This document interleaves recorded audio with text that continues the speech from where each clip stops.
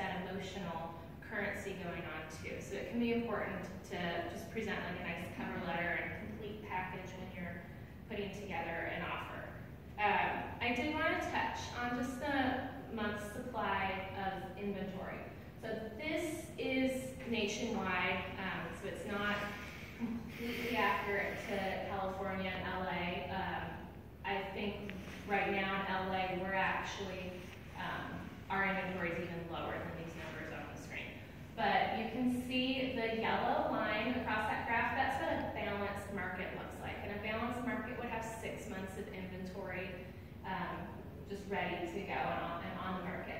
And then when it dips below that, it becomes a seller's market. And when it goes above that, like you can see during the recession in 2008, 2009, it's a buyer's market.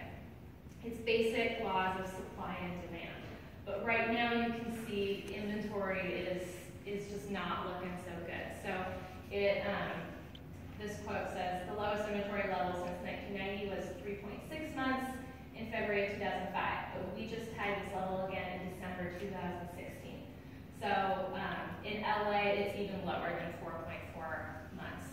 So that means that there just are not a lot of houses out there to purchase, and there's a lot more buyers in the game. So that's what makes it really competitive. And unfortunately, I don't think that's going to change in the near future, because one of the determining factors for that is just the number of houses that are being built. And as a country, we just aren't building enough houses to keep up with the demand and the population increase. So then this graph, if you look at that blue line, it's the same thing as before, the month's supply of inventory, but the blue line is for starter homes. So that would be like your entry-level homes. So the month's supply of inventory for that is 3.4 months of starter home inventory, which makes it even harder to be a first-time home buyer. So you can see the yellow line is the luxury line, and that one's more of a buyer's market. So you'll see a lot of luxury homes that are multi-million dollars sitting on the market for a long time because there just aren't as many buyers looking for that price point. But there are a lot of first-time starter home buyers and not enough houses to go around. So that's why getting pre-approved, working with your realtor, and getting a really great package put together to get your offer accepted is very important, because that's just the state of the market and what we're up against right now. Step 5 is inspection and negotiation. So John will go more into that and just what he does as an inspector to make sure that your purchase is really protected and you aren't getting stuck with a terrible home or anything like that. And then step 6 is the final review of the contract and close. So you have this little chart in your bags. I won't go into too much detail because there's a lot of different things going into the close of escrow. And this just breaks it down as to like what the buyer pays for, what the seller pays for. And I will remind you once again, on the commissions line, the seller is paying all the commissions for the realtor. So you are not responsible for my paycheck at all. Normally closing costs are 2 to 5% of your purchase. So just keep that in mind when you're looking at homes and price points like it. You will need a little bit of extra money on top of the purchase price. So then after we go through escrow and get the inspections and do all the steps of closing, then it's sold and you become a homeowner. Yay! So it's a long process, and there's a lot of things going on, and that's one of the reasons why I would really love to just help you out and walk you through that process and take some of the stress away from you. So just some of the challenges that you face as first-time buyers. Obviously, I went over the seller's market, how it's a seller's market, inventory is very low, and that makes it a little tougher to get in the game. The LA Affordability Index is currently at 34%. So that means that 34% of the population could afford a medium level home. So that just speaks to the affordability of LA and how it's not quite so affordable. And I mean, we love where we live. We're by the beach. We've got great restaurants, and we all live here for a reason, but the price point, unfortunately, is very apparent when you go to buy a home, and only 34% of the population can afford it. There's a lot of millennial financial limitations, so we earn less and save less statistically, and student debt, I'm sure you've heard a lot about it, or probably have some of your own. That is something that can delay our purchase of a home and just make it more difficult to save up for that down payment. One thing on that, I think Matt might go over it, but with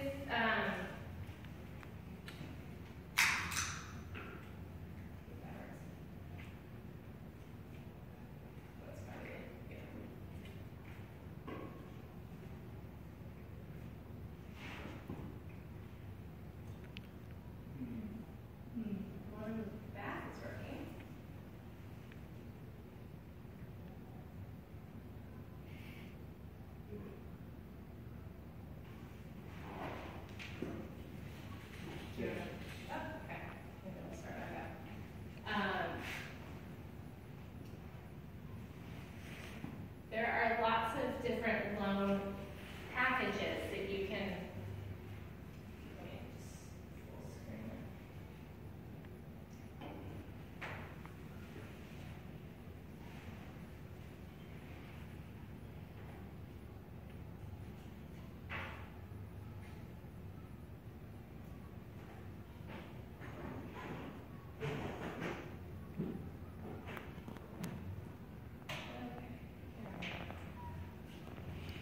So there are lots of different loan packages that, if maybe that down payment is really hard to come up with, like a traditional down payment, FHA is available, and there's some other loans that maybe could help you out, and Matt can probably go over that a little bit more. And then one challenge too is just the financing process and requirements. So since the crash in 2008, they did tighten up a lot on the lending standards, and it can be a little more difficult than it used to be to get a loan. So,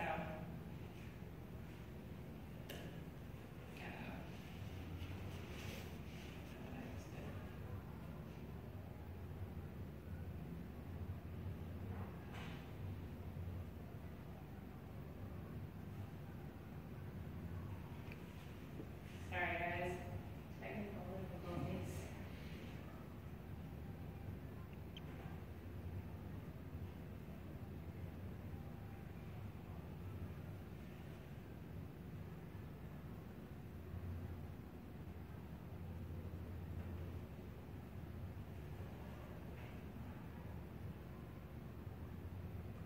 Okay, I'm gonna have to put through everything really fast, so you get to review everything we went over. You will know it so well by the end of the night.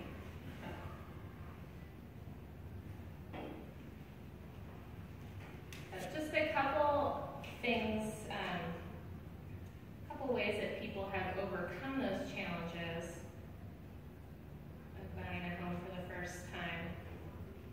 I mentioned just the different lending packages that are out there that you might qualify for.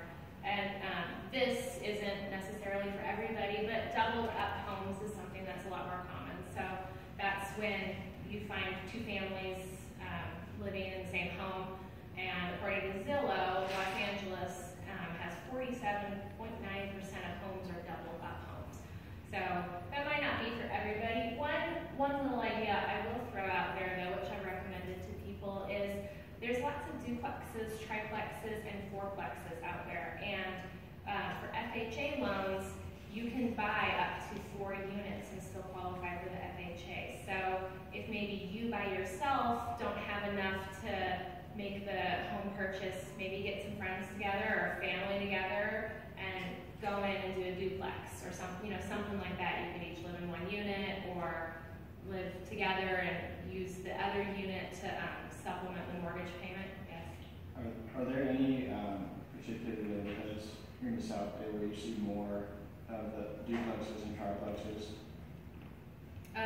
Lawndale and Hawthorne have quite a few. Really? Yeah.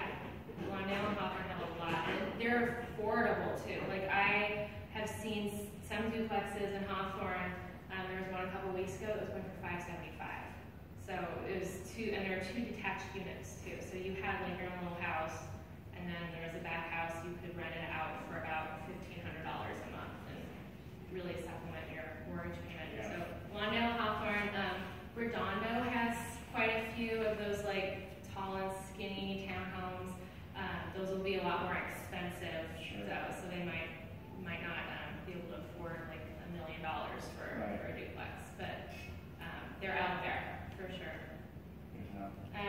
Another thing, and this isn't for everybody, but I know it can be uncomfortable sometimes to ask family members for money, but 27% of buyers do depend on gift money for a down payment. There are a couple websites out there, like Feather the Nest is one of them, and there's a couple other ones, and they're crowdfunding for your home purchase. And I mean, maybe if you didn't feel comfortable asking one family member for a big chunk of money, maybe you could ask a bunch of family members through like a service like this. So it's just something to keep in mind if you're trying to come up with some extra money for that down payment.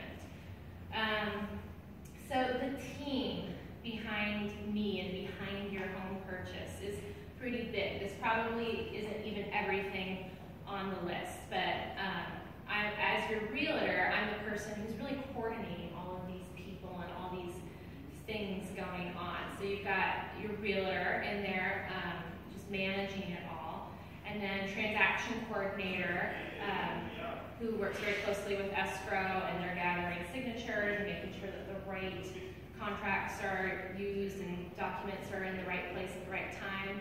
And then there's also the escrow office, which is the office that will just kind of facilitate the entire transaction. We do have a really great escrow office out of this office. It's called Beach Cities Escrow, and it's nice to be in-house sometimes because it's just very convenient and goes a lot quicker. And then the lender, so Matt will talk to you about what he does.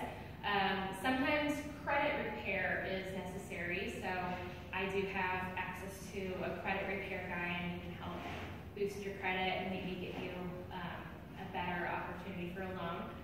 Title insurance, so we definitely want to use title insurance and a title rep, and that's just to make sure that the title transfers cleanly and that nobody's going to come knocking on your door a couple years down the road saying that they have an ownership stake in your house. Termite inspection, home inspection. Sometimes there will be more inspections depending on what type of home, if you're doing a sewer inspection, if it's an older home. So lots of different inspections to make sure that it is a sound and solid home. And then hopefully you do not have to use a real estate attorney, but I do have access to one through this office, and he's really good if something falls apart and there's a lot of legal things coming out of the woodwork. So hopefully you will never experience that, but we have that resource available if it comes to it. And then homeowners insurance and home warranty for if you're going to get some of your appliances under home warranty and stuff. So you can see there's just a lot of things and people that go into your purchase. So it's another reason why I would recommend using a realtor and somebody who knows all these people already, has those relationships built. I know all the vendors that I work with. I've spent a lot of time building those relationships, and I really trust them. So I would never want to recommend somebody that I didn't trust or didn't feel good about to you. So that's just the team that goes into your home purchase. So speaking of the team, we will have Matt come on up, and he can share about what he does. Do you want to go to the... No, I think I'm just going to use the sheets that you put in the gift baskets. Okay. My name is Matt Humphrey with Movement Mortgage. I'm a loan officer. I don't know anybody here, so your name real quick. Austin, Walter, Austin, Cindy, Gordon. What was your first name? Kenny? Megan? Martin? Ashley? Ashley. Okay, nice to meet you. I should have walked around before and introduced myself, but I didn't. So anyways, nice to meet you. Thanks for having me here, Chelsea. One of the things that or a few things that I want to touch on, number one, is it makes sense to have a realtor. And I'm not saying just to patronize her, because she gave me Girl Scout